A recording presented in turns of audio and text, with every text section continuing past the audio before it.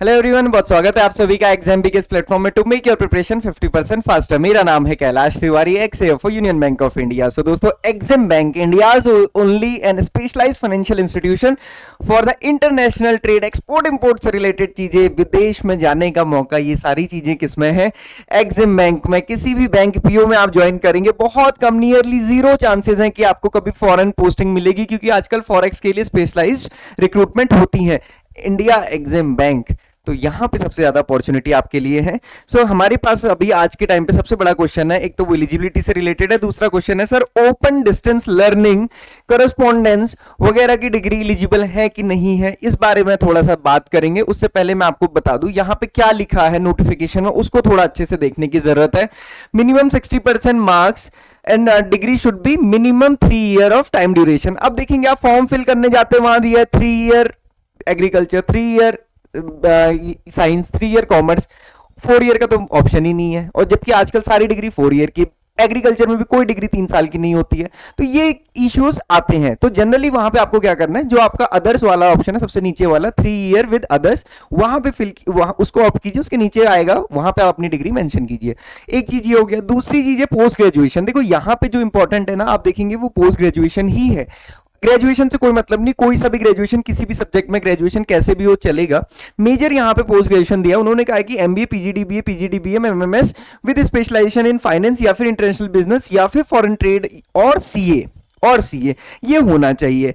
Appearing students भी eligible है, ये बात हम पहले कर चुके हैं। बट इसके बाद एक क्वेरी है, वो क्वेरी ये है कि सर इसमें एक पॉइंट लिखा है जहां पे बोला है कि the candidates having completed their post graduation course through correspondence part time are not eligible.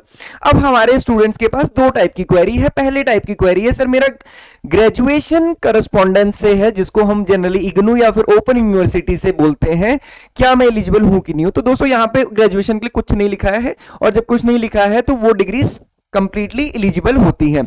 Second important thing है कि यहां पे पोस्ट ग्रेजुएशन के लिए लिखा है। अब मैं क्या करूं, क्योंकि मेरा एमबीए फाइनेंस इग्नू से है या फिर मेरा पीजीडीबीएम, पीजीडीबीए इग्नू या फिर ओपन यूनिवर्सिटी से, क्या मैं एलिजिबल हूं कि नहीं हूं? तो मैं आपको एक चीज बताता हूं। यहां पे दोस्तों ये हर नोटिफिकेशन में लिखा जाता है, इग्नू की डिग्रीज इक्वली एलिजिबल होती हैं जैसे कि रेगुलर फुल टाइम डिग्रीज होती हैं।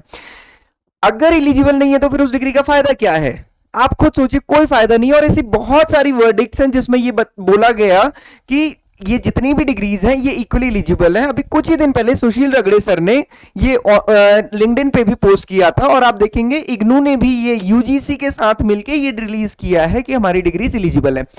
और बहुत सारे ऐसे बच्चे हैं जिन्होंने इग्नू से ग्रेजुएशन, पोस्ट ग्रेजुएशन करके आज वो सभी जॉब में हैं, और सभी की नोटिफिकेशन में ये बात लिख दी जाती है रेगुलर। कोई उसकी डिफाइनिंग या बहुत प्रॉपर डेफिनेशन है नहीं।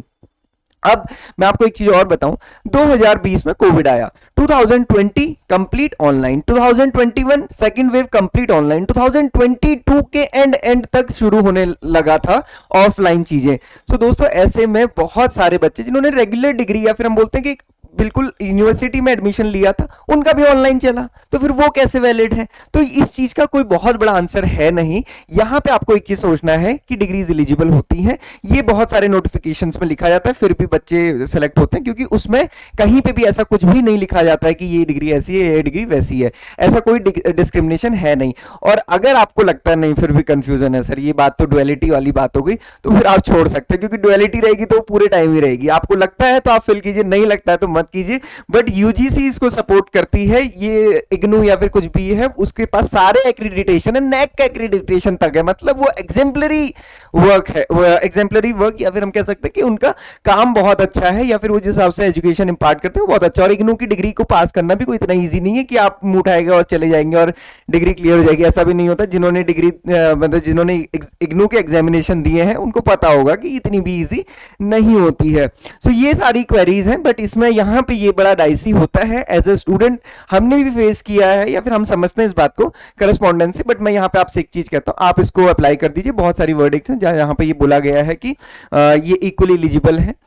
अगर आपको फिर भी डाउट लगता है तो छोड़ दीजिए, कोई दूसरा एग्जामिनेशन जिसकी आप प्रिपरेशन कर रहे हैं आप वो कर सकते हैं। तो यहाँ पे यही इसका आंसर होता है। और दूसरी चीज है कि एक तीसरा ऑप्शन होता है कि आप सिंपल मेल कर दीजिए कि this is my degree whether I am eligible और नॉट, फिर वो वहां पे आंसर जो भी देंगे वो उस आंसर पे आप देख सकते हैं। सो ये है बड़ा जो डाउट जो बहुत सारे स्टूडेंट में देख रहा था, हर वीडियो के नीचे यही कमेंट्स थे। तो ग्रेजुएशन के लिए तो कहीं पे मेंशन नहीं किया, पोस्ट ग्रेजुएशन के लिए उन्होंने मेंशन किया है, तो उसके लिए भी मैंने आपको सोल्यूशन या फिर आंसर बता दिया है।